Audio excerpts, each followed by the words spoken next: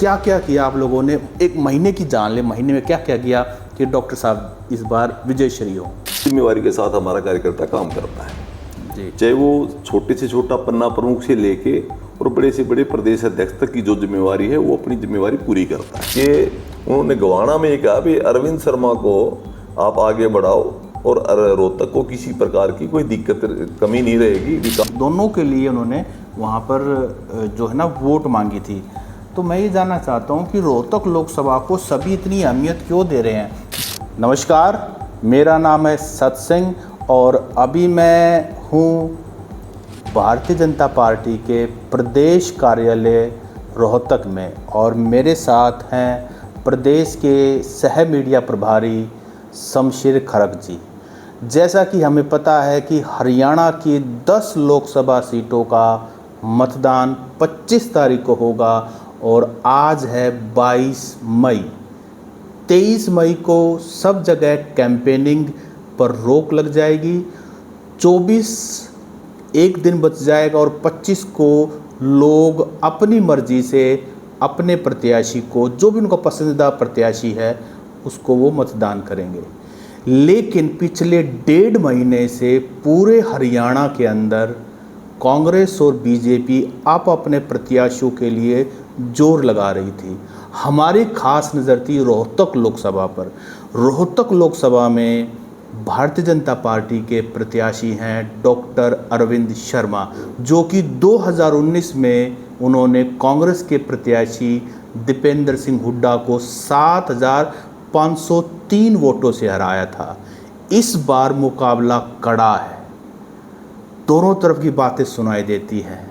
समर्थक कांग्रेस वाले दीपेंद्र को जिता रहे हैं, बीजेपी वाले डॉक्टर अरविंद शर्मा को जिता रहे हैं। समर्थका का तो ये कहना बनता है कि हमारा प्रत्याशी जीतेगा, लेकिन बात ये है कि पिछले महीने 1.5 महीने में मेहनत कितनी हुई है। आज मैं शमशेर खरक जी से यही जानना चाहूँगा। खरक साहब, आपका पहले तो स्वागत है। धन्यवाद। राम राम धनखड़ जी। जी, असल मैं ये जानना चाहूँगा कि पिछले महीने 1.5 महीने में डॉक्टर अरविंद शर्मा को जिताने के लिए पार्टी ने पूरा जोर लगा रखा है। आपने मीडिया को भी बहुत जगह आमंत्रित किया है, बड़े बड़े नेता आए हैं, मुख्यमंत्री दूसरे प्रदेशों के आए हैं, पूर्व मुख्यमंत्री मनोहर लाल खट्टर भी आए हैं, प्रदेश के जो हरियाणा के मुख्यमंत्री हैं, नायब सैनी भी आए। मैं ये जानना चाहता हूँ कि क्या क्या किया आप लोगों ने, एक महीने की जान ले, महीने में क्या क्या किया कि डॉक्टर साहब इस बार विजयश्री हो? देखियो, सबसे बड़ी बात तो ये है कि डॉक्टर अरविंद शर्मा जी एक बहुत ही अच्छे सांसद के रूप में, क्योंकि अलग अलग जगह से वो सांसद बने हैं और पार्टी उनको एक अच्छा प्रत्याशी होने के नाते उनको पुनः इलेक्शन लड़ने का मौका दिया जी। और दूसरी बात कि भारतीय जनता पार्टी कार्यकर्ताओं पर आधारित पार्टी है। हमारा एक संगठन है, हमारा अलग अलग विभागों में अलग अलग विषय पर अलग अलग लोगों की जिम्मेवारी बनती है और उसी जिम्मेवारी के साथ हमारा कार्यकर्ता काम करता है जी। चाहे वो छोटे से छोटा पन्ना प्रमुख से लेके और बड़े से बड़े प्रदेश अध्यक्ष तक की जो जिम्मेवारी है वो अपनी जिम्मेवारी पूरी करता है।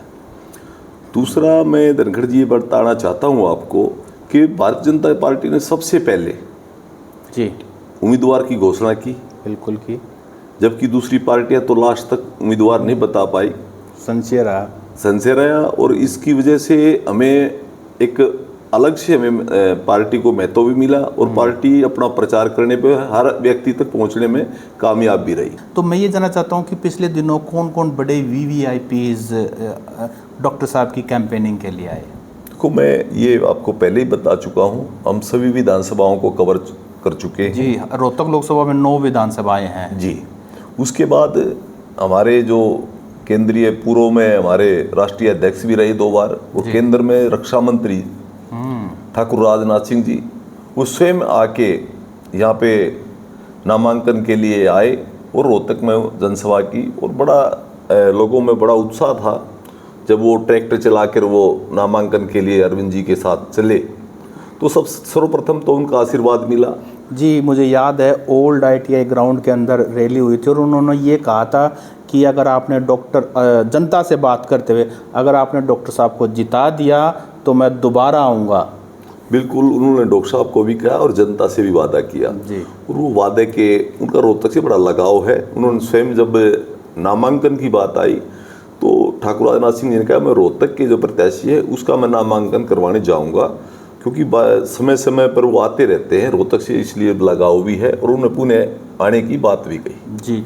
अच्छा, राजनाथ सिंह के अलावा और कौन बड़े रोहतक लोकसभा में? उसके बाद मैं तो यूँ कहता हूँ कि हम इतना इस इलेक्शन को, क्योंकि भारतीय जनता पार्टी चुनाव को बहुत मजबूती के साथ लड़ती है, सीरियस लेती है। फॉर्मेलिटी हमारे किसी कार्यकर्ता नेता के अंदर नहीं होती, जो भी ऊपर से हमारे जो कार्यक्रम बनते हैं, क्योंकि पार्टी का कैडर बेस है और सारे कार्यक्रम ऊपर से नीचे तक वो सारा संगठन तैयार करता है। मैं इसमें सर बताना चाहता हूँ आपको, बादरगढ़ में मोहनलाल यादव आए और नहीं, बादरगढ़ में मोहनलाल जी नहीं आए, बादरगढ़ में भजनलाल शर्मा जी आए। अच्छा, भजनलाल जी राजस्थान के मुख्यमंत्री हैं जो, और उसके बाद मध्य प्रदेश के मुख्यमंत्री वो कोसली में आए मोहनलाल यादव, और उसके बाद पुष्कर सिंह धामी हमारे रोहतक में यहाँ पे कुछ गाँव में आए, कुछ गांव के जो ठाकुरों के गांव हैं और उनका लगाव भी रहता, बीच बीच में वो आते भी रहते हैं, तो वो अरविंद शर्मा जी के समर्थन में वो आए। और इसके साथ साथ कल रोड शो भी हुआ है। हमारे जो राष्ट्रीय अध्यक्ष हैं नड्डा जी, उन्होंने रोड शो के माध्यम से रोहतक के लोगों से अपील की, और हमारे गृह मंत्री अमित शाह जी ने झज्जर में जाके अरविंद शर्मा जी के पक्ष में प्रचार किया और उनसे अपील की जनता से। बहुत अच्छा उनको एक मैं यूँ कहूँगा कि वो रैली क्या रेला हो गई, जो सोचा था उससे भी अधिक लोगों ने जाके, और इतना उत्साह था लोगों के अंदर कि वो झज्जर से बिल्कुल एक तरफा माहौल हमारे यहाँ।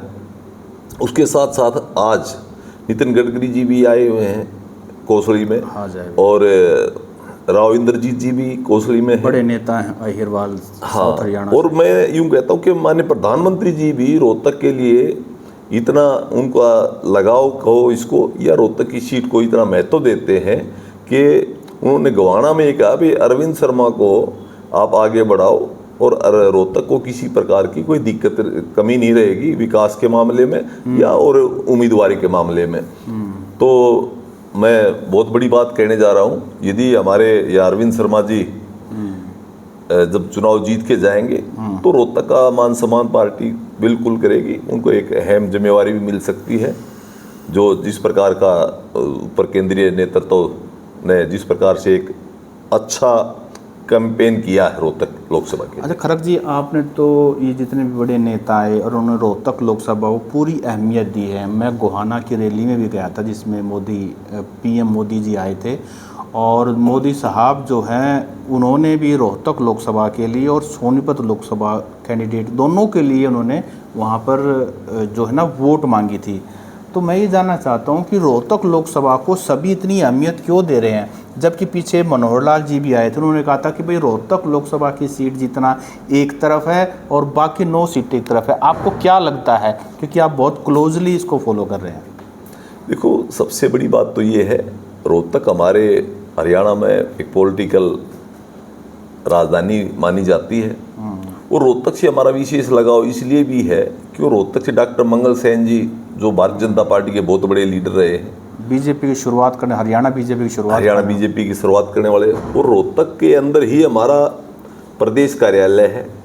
और जो भी आज तक कोई भी बड़ा इवेंट हमने किया है उसको रोहतक को हम इतनी अहमियत देते हैं पार्टी, तो उस इवेंट में हम कामयाब भी हुए। आरएसएस का मुख्यालय भी तो रोहतक में ही है। हाँ, इसमें भी कोई दो राय नहीं, क्योंकि ये पहले से ही ये सारी चीज़ें हैं। तो बहुत पहले से है जी, बहुत पहले से बीजेपी दफ्तर और आरएसएस, पुराना बीजेपी दफ्तर और आरएसएस आमने सामने है। बिल्कुल, और आरएसएस से जुड़े लोग भी रोहतक में बहुत ज़्यादा है, जिनकी संख्या बहुत ज़्यादा है, क्योंकि और विचारधारा जिस प्रकार से पहले उस टाइम पे इमरजेंसी के टाइम पे भी रोहतक के लोग बहुत ज़्यादा जेल में गए थे, और रोहतक से हमेशा ही पार्टी का लगाव रहा है। खरक साहब, पिछली 2019 में जो परिणाम आया था उसमें मार्जिन था 7,503, बहुत कम था, और जिसमें सबसे ज़्यादा बड़ी लीड जो डॉक्टर साहब को मिली थी वो मिली थी कोसली से। 74,000 से ज़्यादा की लीड थी, जितना मुझे याद आ रहा है। तो इस बार आपको क्या लगता है कि मार्जिन बहुत कम था, फाइट बड़ी क्लोज है और बीजेपी के सामने 10 साल की एंटी इनकम्बेंसी भी खड़ी है। पार्टी कोई भी हो सरकार में एंटी इनकम्बेंसी का एक इशू रहता ही है। तो कैसे इस सीट को फिर भी आप सोच रहे हो कि दोबारा से जीत पाएंगे? देखो, मैं तो ये कहता हूँ जिस प्रकार से हमारी जो जन कल्याण नीतियाँ हैं, तो जिस प्रकार से पारदर्शिता के रूप में हमने काम किया है, और मैं तो आपको कहते हो, आप तो पूरे इलेक्शन को कवर कर ही रहे हैं। हर गांव में हमें लगता है, हर गांव में हमारी वोटें बढ़ी हैं और कोसली में भी हमारी वोटें बढ़ी हैं। और जो हुड्डा का जो अपना क्षेत्र कहते हैं जिसको किलोई, उसमें भी हमारी वोटें बढ़ी हैं। बहुत से नेता हमारी पार्टी में भी शामिल हुए हैं। दूसरी बात मैं ये कहना चाहता हूँ, आप इस चीज़ को देखो, सामने वाला जो कैंडिडेट है, जो पिछले इलेक्शन में ये कहता था कि चाहे यहाँ से माननीय मोदी जी और माननीय अमित शाह जी आ जाएं तो भी हमें कोई किसी प्रकार का दिक्कत नहीं है, तो भी हम जीतेंगे। लेकिन ये जनता कहती है भाई ये गढ़ हुड्डा का गढ़ नहीं है, ये गढ़ जनता का गढ़ है। जनता जिसको मानेगी उसी को आगे बढ़ाएगी।